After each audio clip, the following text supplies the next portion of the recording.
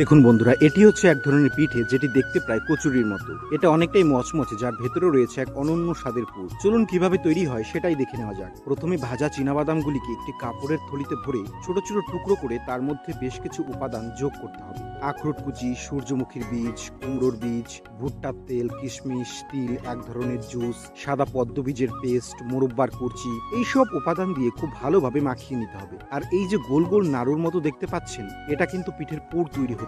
এত কিছু উপাদান দেওয়া হয়েছে, স্বাদ কিন্তু হতেই হবে। এবারে 1 কাপ ময়দার সাথে বেকিং সোডা ও চীনা পেস্ট্রি দিয়ে সামান্য জল মিশিয়ে খুব ভালোভাবে ডো বানিয়ে নিতে হবে। তারপর এই ডোটি টুকরো টুকরো করে কেটে গোল গোল করে পিঠের আকার বানিয়ে নিতে হবে। তারপর একটা রুটি বেলনা দিয়ে পুরটাকে তার মধ্যে ভরে দিতে হবে এবং আলতোভাবে মুখটিকে বুঝিয়ে দিতে হবে। তারপর 2 হাত দিয়ে চাপ দিলে দেখুন কত সুন্দর পিঠে প্রথম ধাপের কাজটি করা হচ্ছে। এবারে এই কাঁচা পিঠেগুলির মধ্যে ফুড কালার দিয়ে হলমার্ক দেওয়া হচ্ছে। এবারে এগুলিকে একটি ইলেকট্রিক ওভেনের মধ্যে ঢুকিয়ে 180 ডিগ্রি তাপমাত্রায় 25 মিনিটের জন্য ভাপিয়ে নিতে হবে। দেখুন ধীরে ধীরে কত সুন্দরভাবে ফুলে উঠেছে, আর হালকা পোড়াটে ভাব এলেই তৈরি পিঠেগুলোকে বের করে নিতে হবে। দেখুন কত সুন্দর হয়েছে, আর এতটাই মচমচে, হালকা চাপ দিলেই দেখুন ভেতরের অনন্য স্বাদের পুর বেরিয়ে এসেছে। কি আপনিও খাবেন নাকি একটা? ভিডিওটি ভালো লাগলে একটি লাইক করবেন, আর হ্যাঁ, সাবস্ক্রাইবও করবেন কিন্তু।